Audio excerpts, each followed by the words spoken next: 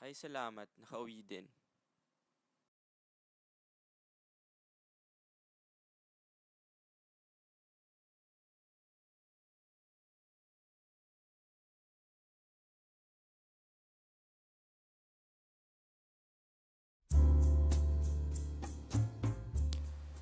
Ay, haba ng araw, init pa. Sarap matulog.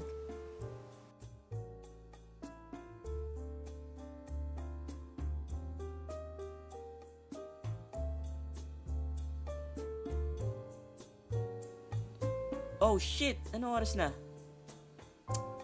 Dami pa akong gagawin tonight. Histo long test, dalawang theo paper, philo orals, econ group report. Sabagay, maaga pa naman. Kaya pa siguro matulog ng 1 oras.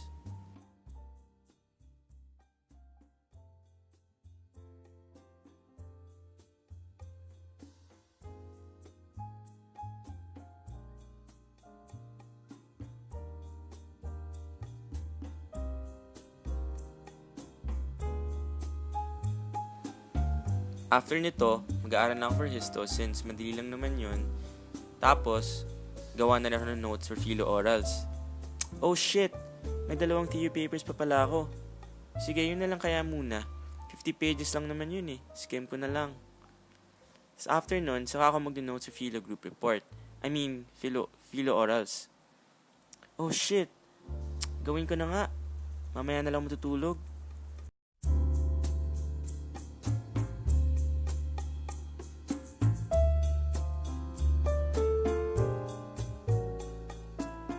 According to Foucault, a reversal has occurred. Power has now become anonymous, while the project of control has brought into being a new individuality. In fact, he believes that the operation of power constitutes the very subjectivity of the subject. Here, the image of the panopticon returns. Knowing that he may be observed from the tower at any time, the inmate takes over the job of policing himself. The gaze.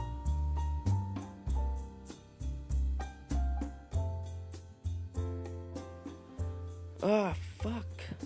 Katulog na naman ako. Ano oras na? Oh shit, tangina.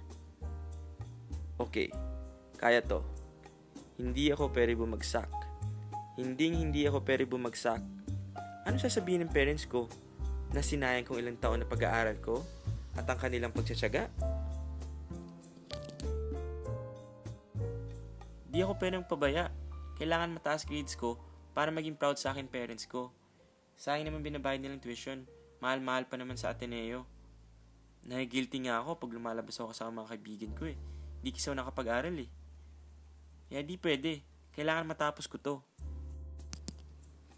Tangina, walang kwenta naman to oh.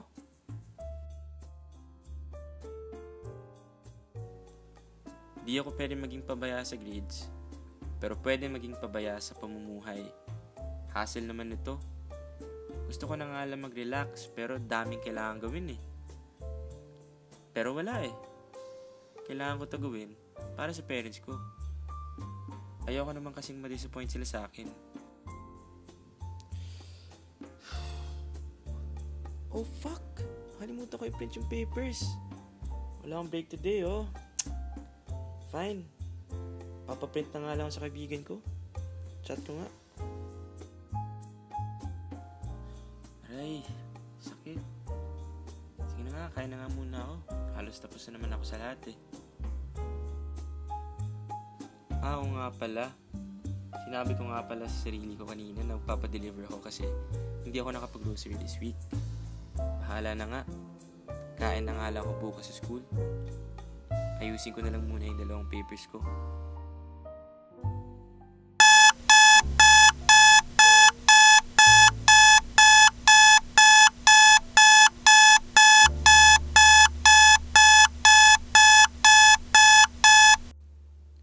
Shit!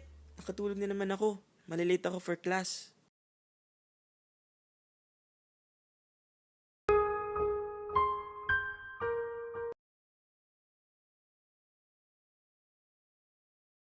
Oh, may bagong video si Kim Tae. Makeup tutorial. Toxic ex-boyfriend story plus self-acceptance lessons plus school advice. I guess I know what I'm watching tonight. Medyo deserve ko naman to after passing my thesis kanina. She has nice thighs. Very fitspo. Siya naman has such a nice waist. I wonder how many oblique crunches she does. My gym exercises just aren't working. Di ko gets. Why can't I just look like that? Okay, that's it. Liquid dinner na lang ako tonight. Sigurado ako worth it naman siya to get a waist like that.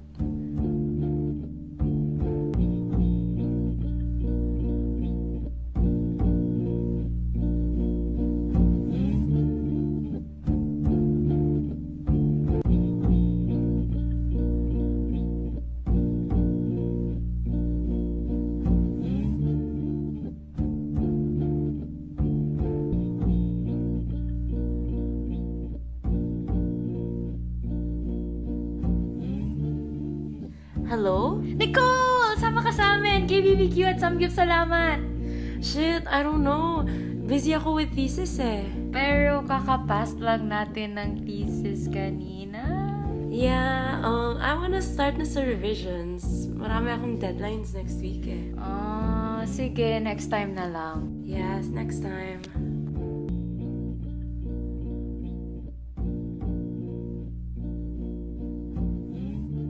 Shit, ang taba na ng pisngi ko.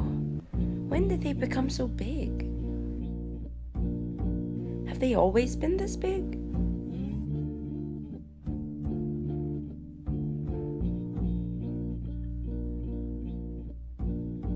Tapos I still have these love handles. These need to go, and these, and these. All of these need to go. When was the last time I checked my weight?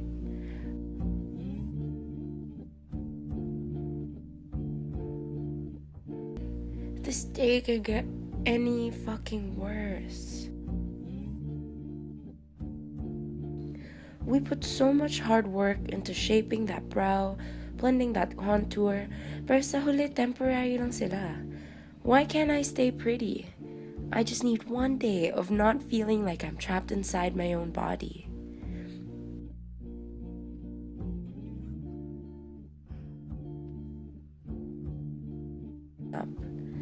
Maybe watching that YouTube video will make me feel better.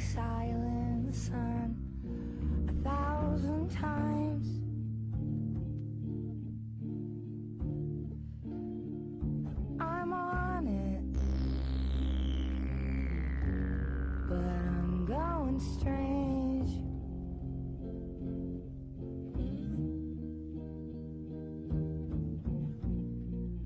Silence, chills, and shout cover me.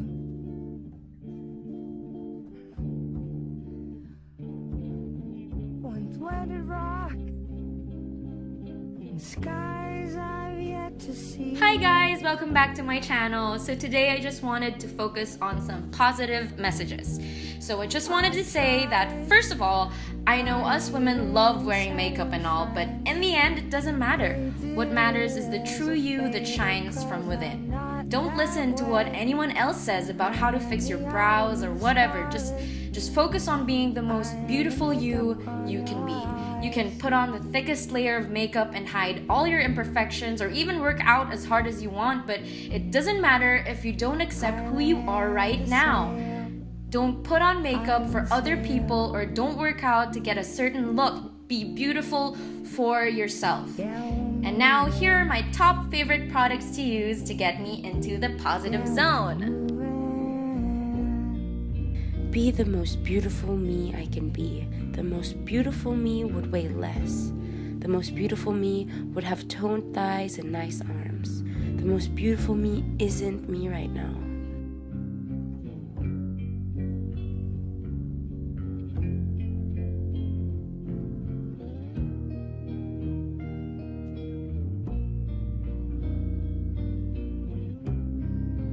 If I just keep this up, I'm sure I'll be where I want to be in no time. Just need to skip a couple more meals and hit the gym. I'll be the most beautiful me I can be.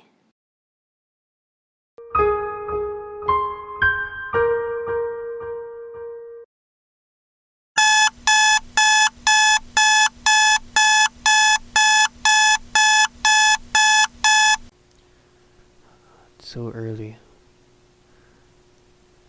It's still watching me. They're still watching me. Why am I still doing this? Waking up so early just to do this task. I should be resting. And I want to rest. But if I don't do this, they are watching still.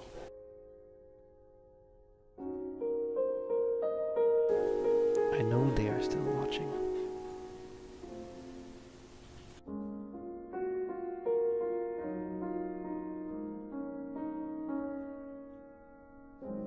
I'm not even going that far. Why do I need to wear this? Don't I have other clothes? Why do I have to look like I'm going to church every time?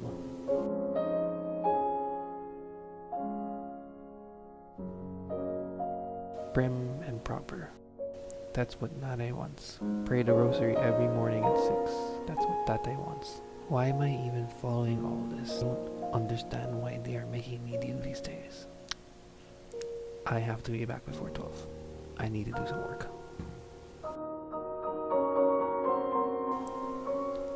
The law of gravity was discovered by Newton completely by accident. An apple had fallen on his head, and an idea came to mind.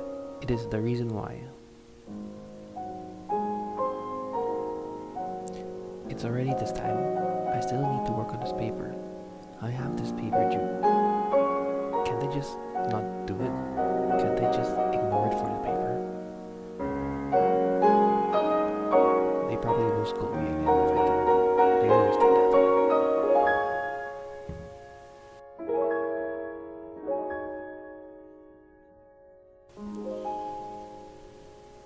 I don't have the time to memorize all this. I should be writing that paper. Why am I even doing this? I should be working on the paper, not memorizing this. Why am I even doing this still? Why am I even memorizing this? Something that no one explains properly. Why am I even doing this? Why am I wasting my time on something I am told to not be questioning? Why am I reading this when I could be doing something better? At least science is good at question, but every time I question religion I get a slap on the hand and I'm ashamed. Nana and Tatay would call me a disgrace and would try to cleanse me.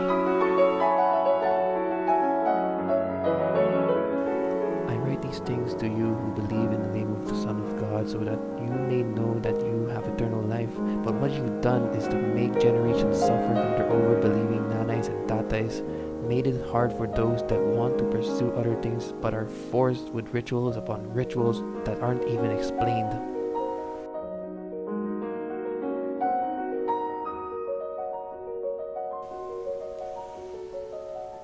I need some time off. I need to get away from all this. I don't care anymore about these things. I need some time away from all these things I'm made to do without any explanation.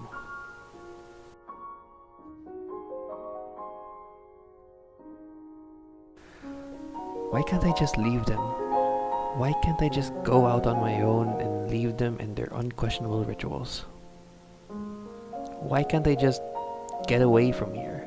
So I stop doing all these rituals that are being forced upon me. Rituals that I'm being told I can't question. So I stop doing these things that are being forced upon me. Should I just leave? Leave Nanay and Tatay? Leave the church that's doing this to me? It's as simple as running away.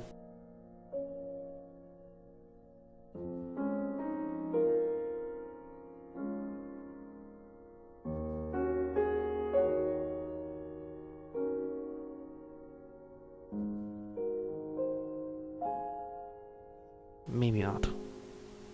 I can't leave them.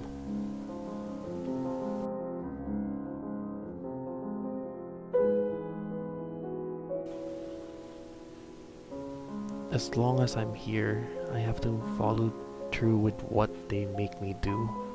I am a devout Catholic as long as I'm under them. I have to.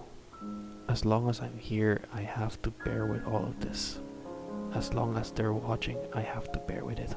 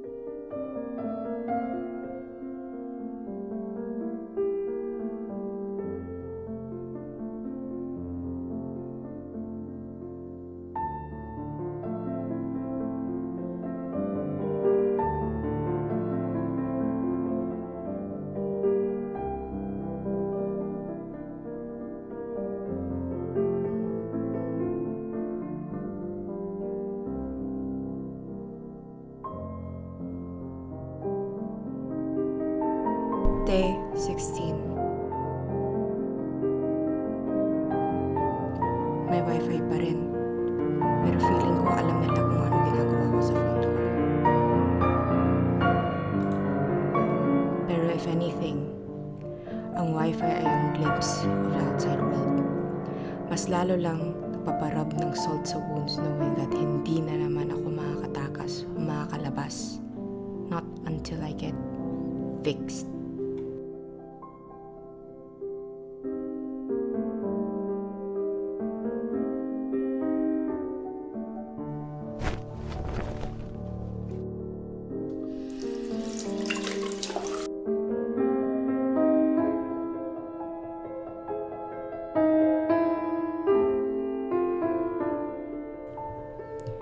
Shit. Kaya nga hindi ako nagme-makeup. It's too damn hard and time-consuming. This is so stupid. Parang kapag magme-makeup ako, biglang hindi ko na gusto mga babae. Is this just their way of making sure? But making sure what?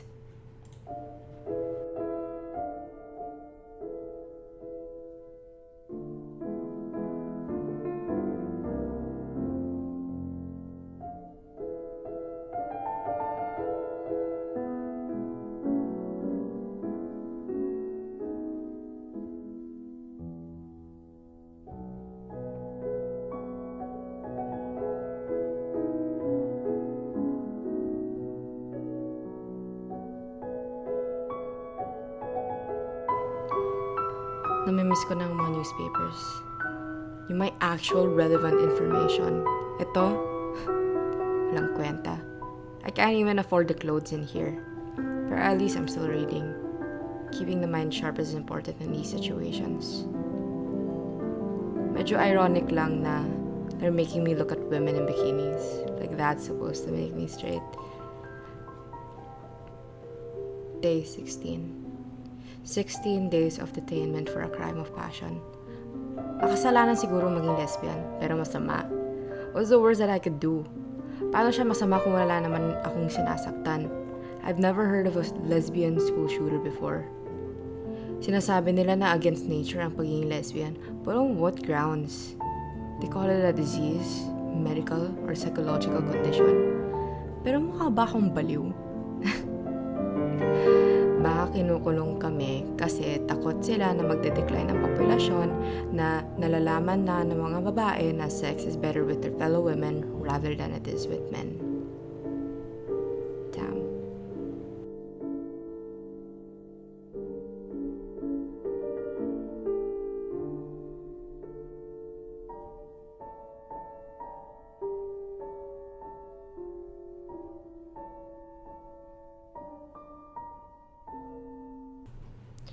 They're better than those women magazines. Love in a Time of Cholera, The Notebook, 20s Girl, and 50 Shades of Grey. If I wasn't crazy before I got in here, I'm gonna go crazy now. Before I know it, he's got both my hands in his vise-like grip above my head, and he's pinning eye to the wall using his lips. His other hand grabs my hair and yanks down, bringing my face up, and his lips are on mine. And they say lesbians are disgusting. If only they knew lesbian love was more than erotic. Siguro ang pananaw nila sa amin hanggang porn category lang. Lesbians only become acceptable in the darkness and privacy of the rooms of men, only when they are used for men's pleasure. Pero forbidden, nakatiri, unnatural, para sa isang babae magmahal sa kapong babae sa broad daylight, kahit man sa libro lang. My tongue tentatively strokes his and joins his in a slow erotic dance. His erection is against my belly. Ugh, God. Kadire. It's the silence in the night that I should be more afraid of. In the solitude, the voices hidden in the depths of one's mind come out. Voices of frustration, fear, loneliness.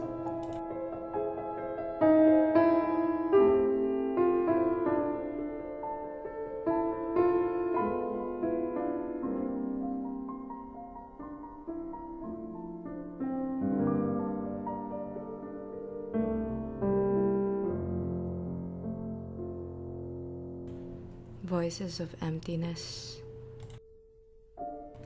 Voices of regret. Hindi ako maghihirap ng ganito kung straight ako. I wouldn't be this sad or lonely if I was straight.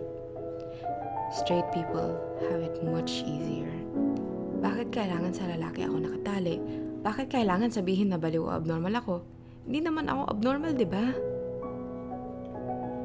May mga kasama naman ako mga lesbiana and they look normal. Makikita mo sila kahit saan at wala silang ginagawang illegal o masama. Kung ganon, bakit kami tinatrato kagaya ng mga kriminal? Wala magagawa.